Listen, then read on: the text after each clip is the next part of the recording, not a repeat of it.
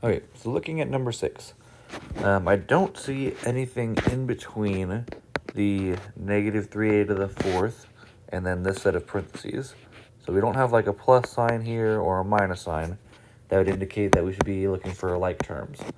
So in this case, this is going to be multiplication, because we just have this negative 3a to the 4th written just right in front of this set of parentheses. So when we have multiplication, this is when we can use the box method. We have negative 3a to the 4th. Would be what I would start with, is negative 3a to the 4th. Then in the parentheses, I have 5a cubed minus 4a. So that would be what I would put on top. 5a cubed minus 4a. Okay, then I'm going to draw in the box to fill in that space. And just for the sake of being able to see it, I'm probably going to make this a little bit bigger because I have the space. Okay. So I have, in this first box, we would take the negative 3a to the 4th and multiply it times 5a to the power of 3, or 5a cubed. And so we'll start by doing negative 3 times 5, and that is negative 15. And then when I multiply the variables together, a to the 4th times a cubed, we add those exponents. So 4 plus 3 gives me 7. And so I'll have negative 15a to the 7th when I multiply those together. Okay, then in the next box, we take that negative 3a to the 4th and multiply it times the negative 4a.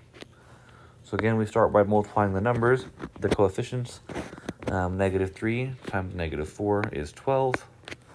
And then when I multiply a to the 4th times a, we remember that this a would have a to the power of 1.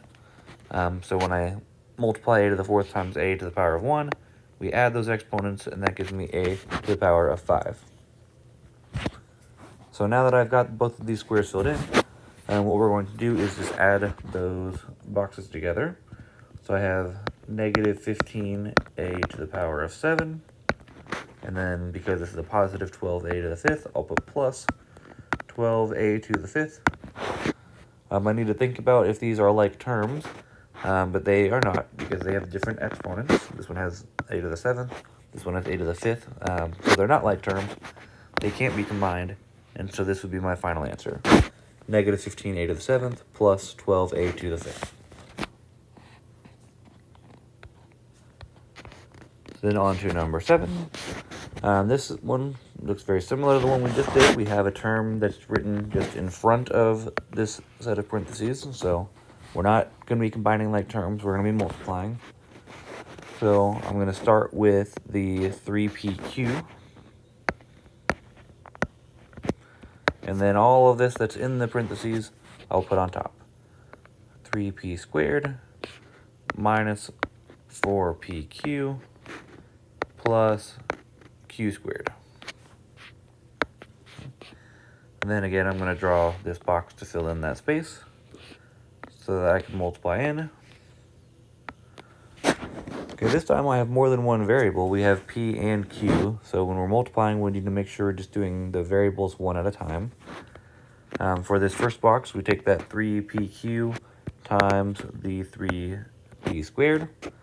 Starting with the coefficients, 3 times 3 would be 9. Then we look at the p's. This p would have p to the power of 1. So when I multiply that times p to the power of 2, we add those exponents and get p cubed. And then finally, we look at the q's. This is q to the power of 1, but there aren't any q's over here.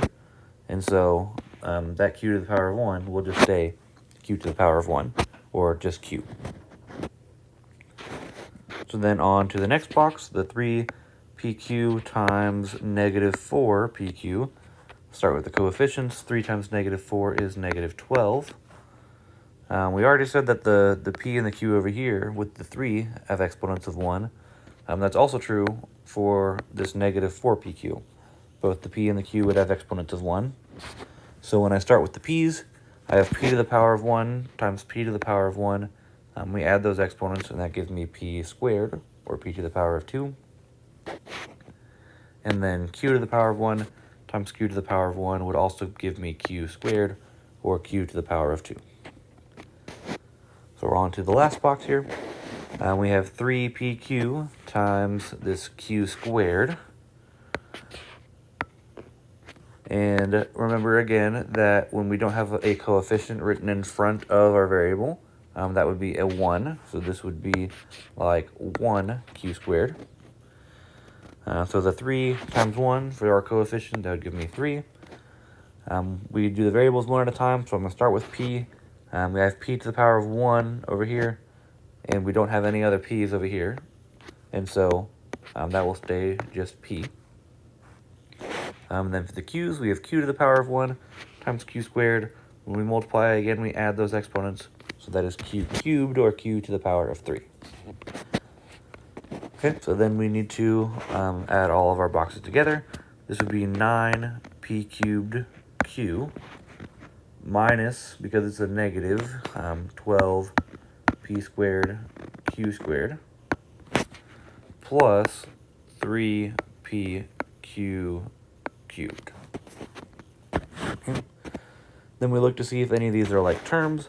They do all have p and q, but if we look at the exponents, this one has p cubed, this one has p squared, and this one would have p to the power of 1. So none of them have the same exponents for p. That means none of them would be like terms. So that will be our final answer.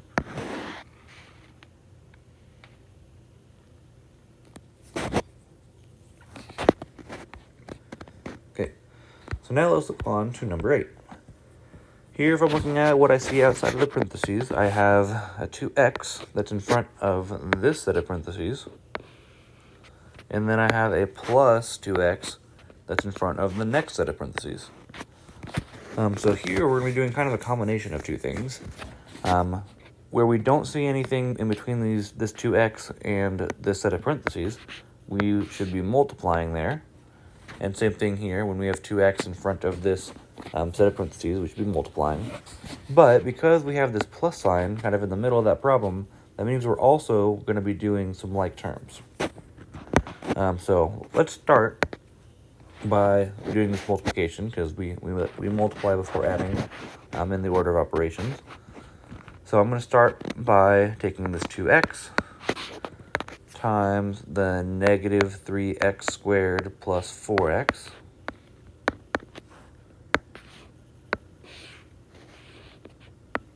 And then on the right side, I'll take this plus 2x times the 4x squared minus 5.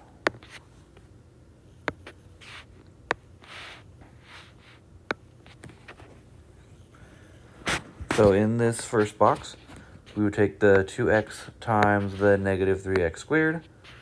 2 times negative 3 is negative 6. And then x times x squared would give me x cubed. Because again, this has x has a power of 1. And the next one, 2 times 4 would give me 8. And x to the power of 1 times x to the power of 1 would give me x squared. Okay. Then on to this next box, we have 2x times 4x squared. So starting with the coefficients, we would have 2 times 4, which is 8. And then this x to the power of 1 times x squared would give me x cubed. And finally, when we do the 2x times this negative 5, don't forget that it's a negative. 2 times negative 5 would give me negative 10. So my coefficient here will be negative 10. And then we have x to the power of 1, but no x over here. And so that will stay as x. Okay, now, once I've got these squares in, and I'm going to add them all together. So I have negative 6x cubed. Let me see if I can do a better 3 here. Then plus 8x squared. And then over to the next box, we would add in plus 8x cubed minus 10x. Okay. So now when I'm looking at these terms, I see that I do have some like terms, because these both have x cubed. So negative 6x cubed and 8x cubed, those are like terms that I can combine. The negative 6 plus 8 would give me 2. And again, the variable part doesn't change. So the x cubed will stay x cubed. So those combine to make x cubed. Then my one with x squared should come after that, so plus x squared, or sorry, plus 8x squared. And then the one with just x. So then minus 10x would come at the end. So 2x cubed minus 8x squared, or sorry, plus 8x squared minus 10x. It would be my final answer.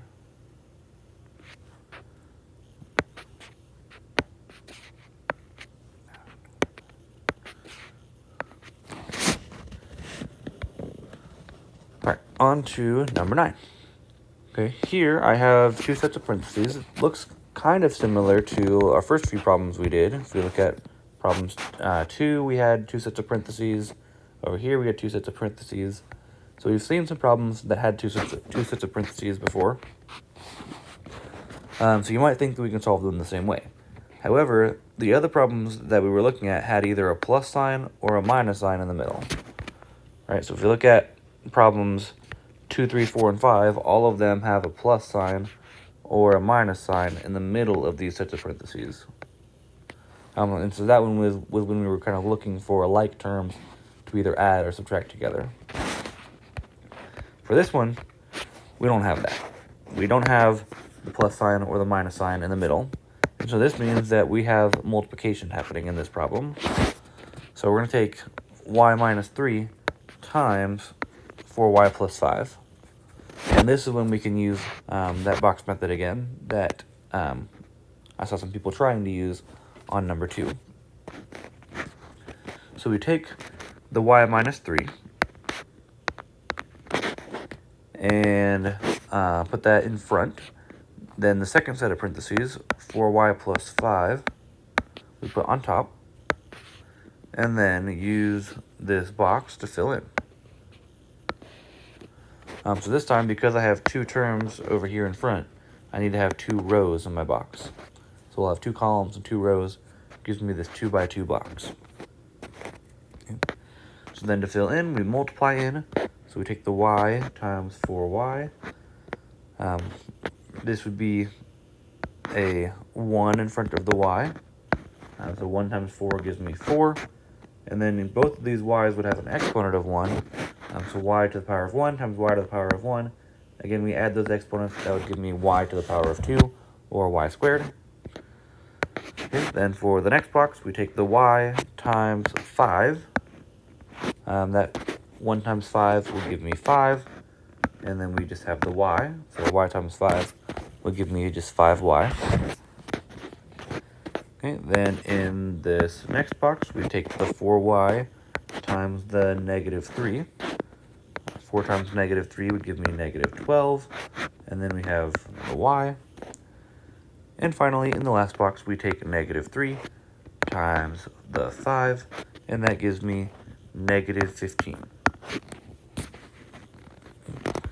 Once we have all these squares filled in, we add them all together. So 4y squared plus 5y minus 12y minus 15. Once we have all these, we need to look for like terms. So I see that these two have just y, no exponent on them, other than the invisible one. And so that makes these like terms. So 5y minus 12y, that would give me negative 7y. And then I'll bring down the rest. The 4y squared should go in front of that, and the minus 15 should go at the end.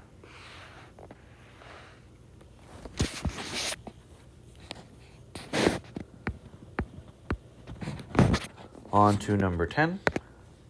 Again, I see 2 different sets of parentheses, but nothing in the middle, which means that we are going to be multiplying these together. One other thing that I notice about this is that these two are the same. We have 2a and 5 in both of them, except for the fact that one of them has a minus and one of them has a plus. So that's just something kind of interesting I noticed about this problem. We'll see if that has an effect later on as we solve. So I'm going to start with this first set of parentheses just as normal. I have 2a minus 5, and then 2a plus 5 for my other set. So we use this box to fill in that space. In this first box, we'd be taking 2a times 2a. 2 times 2 is 4. And that a times a would give me a squared. And then in the next box, we take 2a times 5. 2 times 5 is 10. And then we have a, so 10a. And in the next one, we take this negative 5 times 2a. Negative 5 times 2 is negative 10. And then we have the a. And finally, we would do negative 5 times 5, and that is negative 25. So there's all of our boxes. Let's add them all together. 4a squared plus 10a minus 10a minus 25. Again, we should look for like terms. So I see both of these have a. So they are like terms. I also notice that they have the same coefficient, except for one is positive and one is negative. Which kind of reminds me of what I looked at the beginning, where these were the same, but one was positive and one was negative. So when I have that, I have a positive 10a minus 10a. Well, 10 minus 10, that would combine to make 0, or 0a. Well, 0a, as we know, should cancel out. 0a would be 0 times a, but if you multiply anything times 0, you get 0. So that 0a would cancel out, which means that this positive 10a and this negative 10a, or the 10a minus 10a, because those are opposites, they cancel each other out.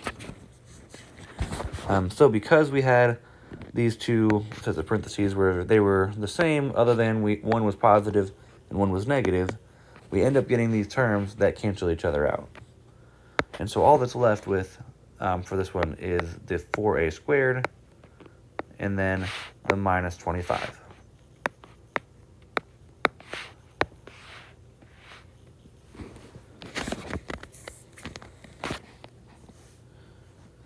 All right, moving on to number 11. We are getting through this, almost done. So on to number 11. I again see two sets of parentheses. I have m plus 8 and then m squared plus 4m minus 5. Again, I don't see anything in the middle here, and so that means we're going to be multiplying. So I'll start with the m plus 8 and put that in front. Then I'll take what's in the parentheses, m squared plus 4m minus 5, and use the box to fill in that space.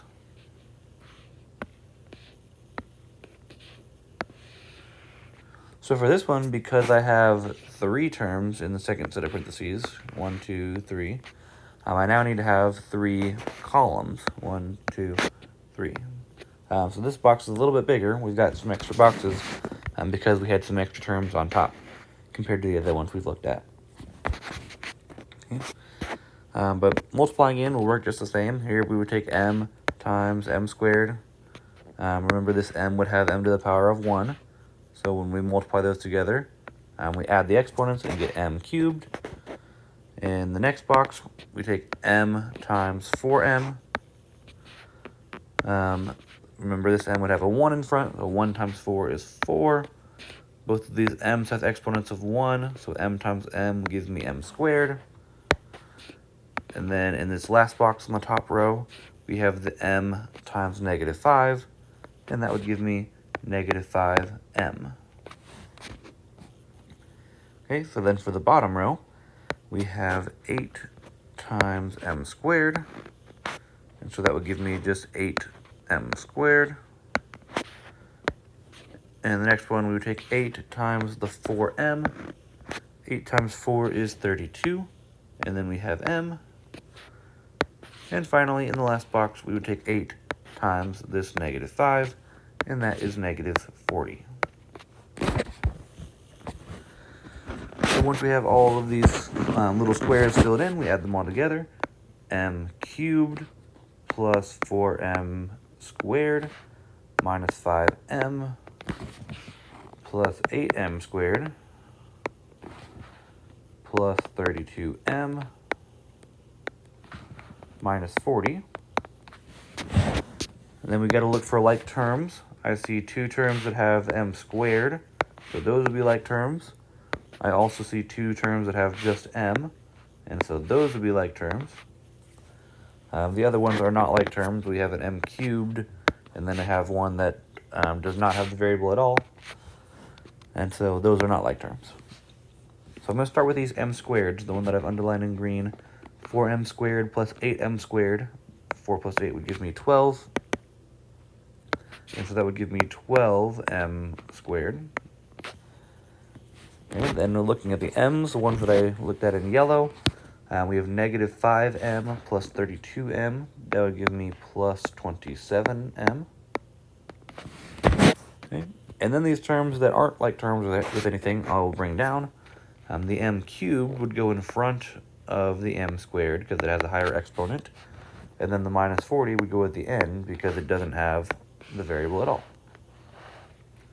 And that would be my final answer.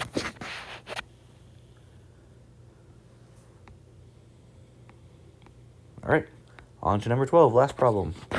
We have 3x plus 4 squared plus 5x plus 7. Okay. So the first thing that I'm going to do is this exponent that I have outside of the parentheses, because when we have an exponent that we can do something with, we should start with that. Unless there's something in the parentheses that we can do, but these are not like terms, so I can't do anything with those. So this problem kind of hinges on remembering what it means to be squared. So for example, I'll do it up here just so you know that's not part of this problem.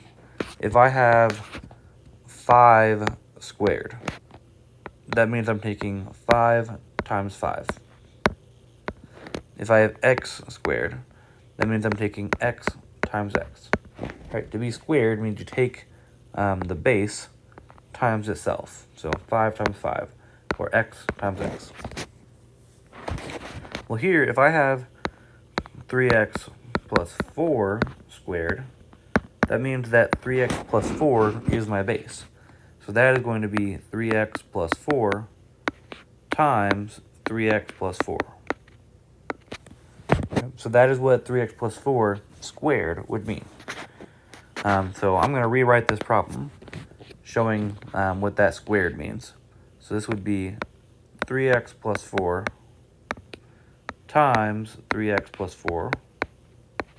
And then I can add on the rest as plus 5x and plus 7. Okay.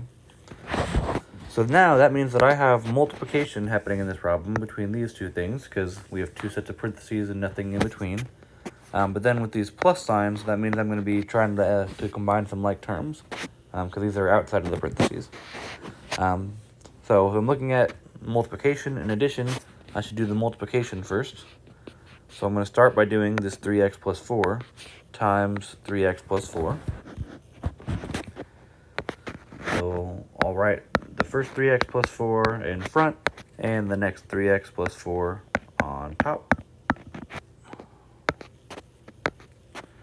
Using the box to fill in that space. In the first little square, we'd have 3x times 3x. Well, 3 times 3 is 9, and then x to the power of 1 times x to the power of 1 is x squared. In the next box, this 3x times 4. 3 times 4 is 12, so that would give me 12, and then I have the x. In the next box, I'm also taking 3x times 4. So 3 times 4 again is 12, and then we have the x. And finally, in the last box, we would be taking 4 times 4, and that would be 16. So again, once we've got these squares, we'll add them all together. So we've got 9x squared plus 12x plus 12x again plus 16. And then I'm going to add on the rest of this problem too. We have plus 5x plus 7 that came from over here. Okay. So now we've got several terms to be looking at. We've got to see if we have any like terms. I see 12x, another 12x, and a 5x. So those would be all like terms because they all have just x. 12 plus 12 is 24, and then 24 plus 5 would be 29. And so all of those would combine to give me 29x. And then I also see this plus 16 and plus 7 that don't have x at all. They're just numbers. And so 16 plus 7 would be ones we can combine, and that would give me 23.